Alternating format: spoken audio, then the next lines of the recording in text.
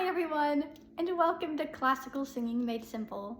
My name is Maddie Hendricks, and today I want to talk about something that affects almost every singer at some point. And that is trying to sing with a voice that isn't actually yours. Ooh. Honestly, I have struggled with this for years. Comparison is truly the thief of joy. I grew up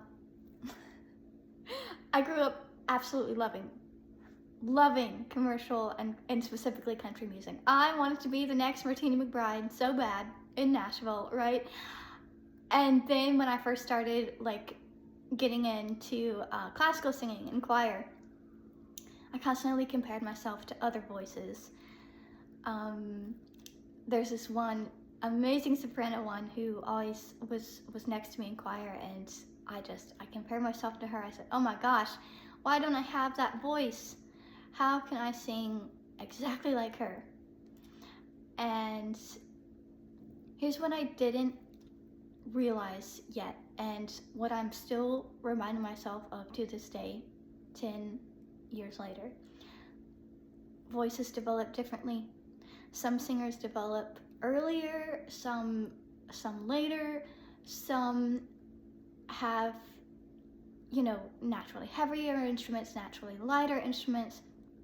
Some voices just bloom quickly, and others take time. And mine was one of those voices. It is one of those voices. I am still blossoming as an opera singer.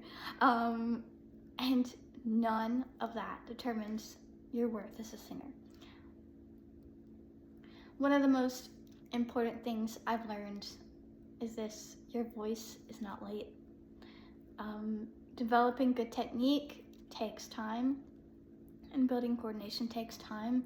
Learning how your instrument works, it takes time. And that's normal. So as I continued to study, especially 2 or 3 years into my undergrad, I suddenly realized I was not supposed to sound exactly like someone else.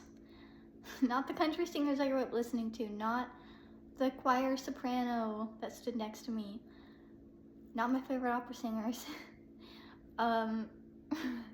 Right, discovering what my voice naturally wanted to become was the key to unlocking it. And that process requires patience, and letting go sometimes too. And especially in classical singing, where voices are developing over many, many years and are being trained to sing and project over an orchestra, I could not sing the repertoire I sing now 10, 15 years ago, definitely. It took time. So if you're feeling discouraged, or like you're behind, or like your voice doesn't sound like somebody else's, please remember, you are not somebody else. You are you. And it's really important to just really trust the process and trust your journey as a singer. So this is why finding a good teacher matters so much. A good teacher helps you develop your instrument. No cookie cutter singers.